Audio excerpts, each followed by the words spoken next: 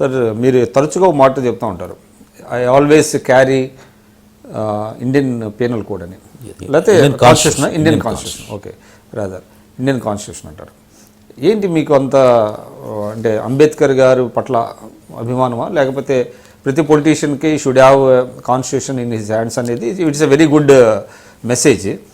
అంటే ఎట్లాగా మీరు దాన్ని ఎలా చెప్తారు? అంటే ఒక సందర్భంలో నా చిన్నప్పటి నుంచి లాస్ట్ స్టూడెంట్గా కూడా నేను కాన్స్టిట్యూషన్ని, అంబేద్కర్ని, గాంధీని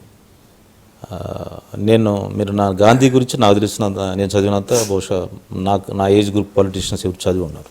ఐ లైక్ గాంధీ. మీరు నా రింగ్ టోన్ ఆన్ చేసిన గాంధీ పాటే వస్తుంది. మీరు 2-3 సార్లు ఏదో ఆర్టికల్స్ కూడా రాశాను. అందువల్ల గాంధీ, నెహ్రూ, అంబేద్కర్ ఇలాంటి మహానుభావులు ఈ దేశాన్ని రీకన్స్ట్రక్ట్ చేశారు. మోడర్న్ వైపు, ఆధునికత వైపు తీసుకెళ్లారు, డెమోక్రసీ వైపు తీసుకెళ్లారు. వీటన్నిటికీ ప్రాతిపదిక భారత రాజ్యాంగం. భారత రాజ్యాంగ వ్యవస్థ, దానిలో ఉన్న రాజకీయ వ్యవస్థని, మన దానిలో ఉన్న లక్ష్యాలని, ఆశయాల్ని సాధిస్తే భారతదేశం గొప్ప దేశం అవుద్దని నమ్మే వాళ్ళలో నేను మొదటివాడిని. అదే సందర్భంలో అట్లా పనిచేస్తున్నప్పుడు కన్నాభిరాన్ గారు అని ఒక సీనియర్ అడ్వకేట్ చనిపోయారు. ఒకరోజు నేను మంత్రిగా, ఎడ్యుకేషన్ మినిస్టర్గా, ఎమ్మెల్యేగా కలిసినప్పుడు కూడా మంత్రిగా కలిసేవాడిని. ఒకరోజు పిలిపించుకొని ఆయన నాతో నచ్చను, అరే నువ్వు ఎప్పుడైనా ఏదన్నా మాట్లాడేటప్పుడు కాన్స్టిట్యూషన్ కంటెస్ట్లో మాట్లాడు. ఎందుకంటే constitution will protect entire poor people, not only Dalits. Poor people ఆకాంక్షల్ని రిప్రజెంట్ చేసేది కాన్స్టిట్యూషన్. కాన్స్టిట్యూషన్ పొలిటీషియన్స్ మర్చిపోతా ఉన్నారు, జ్యుడిషియల్ సరిగ్గా ఇంటర్ప్రిట్ చేయట్లేదు, ఇన్స్టిట్యూషన్స్ అన్నీ దాన్ని నెగ్లెక్ట్ చేస్తూ ఉన్నాయి. నువ్వు ఎప్పుడైనా, ఎక్కడైనా, ఏ సందర్భంలో ఏం మాట్లాడినా కాన్స్టిట్యూషన్ కంటెస్ట్లో మాట్లాడాను. అందుకే ఆయన చెప్పిన తర్వాత నేను ఇంకా అది నిజంగా అప్పటికే ఉంది నాకు, దాన్ని ఇంకా ఇంప్రూవ్ చేశాను. Still I believe, I spoke in the contest of Indian constitution. కానీ సార్, అంటే మీరు చెప్తున్నారు ఇండియన్ కాన్స్టిట్యూషన్ని దాన్ని ఫాలో అవటం అనేది it's a very good practice. కానీ కాన్స్టిట్యూషన్ గోల్స్కి విరుద్ధంగా, కాన్స్టిట్యూషన్ ఏదైతే ఆశించిందో దానికి విరుద్ధంగా, దూరంగా జరిగిపోతున్న పార్టీల్లో మీరు కొనసాగుతా మీరు కాన్స్టిట్యూషన్ నేను పాటిస్తాను, మీరు పాటించండి అని చెప్పడం అన్నది ఏ విధంగా? అదే ఇండివిజువల్ అండి, ఎక్సెప్షన్ అంతే. అందరినీ నేను ఒప్పించలేను, నేను అందరినీ రమ్మని నేను చెప్పలేను నేను. But I will argue the case. ఎప్పటికైనా నా వైపే వస్తారని నా ఆలోచన. I will continue to argue. Even then నా చుట్టూ అలాంటి డిఫరెంట్ వాతావరణం ఉన్నా దానికి నేను విత్డ్రా చేసుకున్నాను. సార్, అంటే మీరు కాన్స్టిట్యూషన్ పట్ల మీకు గాఢమైనటువంటి అనురక్తి కానివ్వండి, దాని యొక్క ఇది ఉన్నది. సో మన 70 సంవత్సరాలు అంటే రీసెంట్గా మనం చూసాము, 67 సంవత్సరాలు అయింది. కాన్స్టిట్యూషన్ నుంచి మనం దూరంగా జరుగుతున్నట్లుగా కనబడుతున్నది. అంటే కాన్స్టిట్యూషన్ ఫెయిల్ అయిందని మనం చెప్పలేము. కాన్స్టిట్యూషన్ సక్రమంగా అమలు చేయటం లేదు అనేటువంటిది కేంద్రం మీద కానివ్వండి, రాష్ట్ర ప్రభుత్వాల మీద కానీ ఉన్నది. కాన్స్టిట్యూషన్ని సక్రమంగా అమలు చేసే పరిస్థితి వస్తుందంటారా? వస్తుంది.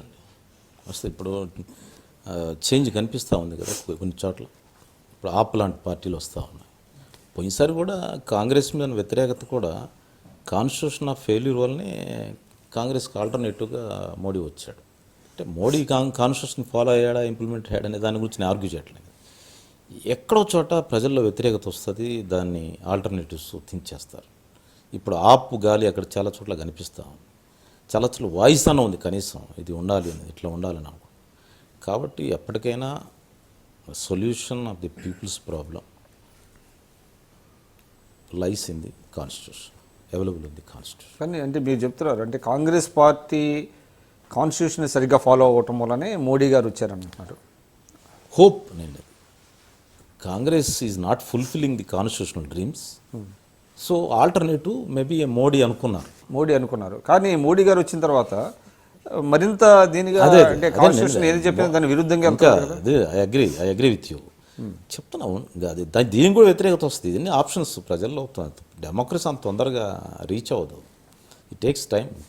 ఇప్పుడు ఆ విషయంలో మన రాష్ట్రంలో కూడా కాన్స్టిట్యూషన్కి విరుద్ధంగా, కాన్స్టిట్యూషన్కి తూట్లు పొడుస్తున్న సందర్భాలు నన్ అదర్ దాన్ పవర్లో ఉన్నటువంటి తెలుగుదేశం చేస్తుంది అనేటువంటిది ఉన్నది. అంటే రీసెంట్గా మనం డిఫెక్షన్స్ చూస్తున్నట్లయితే ఐ అగ్రి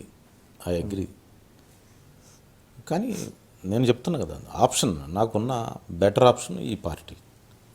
అయితే ఈ పార్టీ నేను చెప్పినట్టుగా ఉండమంటే ఉండదు కదా, ఉన్నారు అన్ని సిస్టమ్స్ అన్నీ ఉన్నాయి. సో కామన్గా ఉండే వాటి మీద కలిసి పనిచేయటం. నేనుండను, ఒక అన్కాన్స్టిట్యూషనల్ ఇష్యూలో నేనున్నాను, నా పాత్ర ఉండదు. అంటే నీ పాత్ర లేకుండా నువ్వు ఎట్లా ఉంటావు, దూరంగా ఉంటాను, ఏం చేస్తాను మరి, నేను ఎట్లో ఒకట్లా సర్వైవ్ అవ్వాలి, నాకు ఒక ప్లాట్ఫామ్ ఉండదు. అంటే రాజీ పడుతున్నారా? రాజీ పడుతున్నాను, ఖచ్చితంగా రాజీ పడుతున్నాను.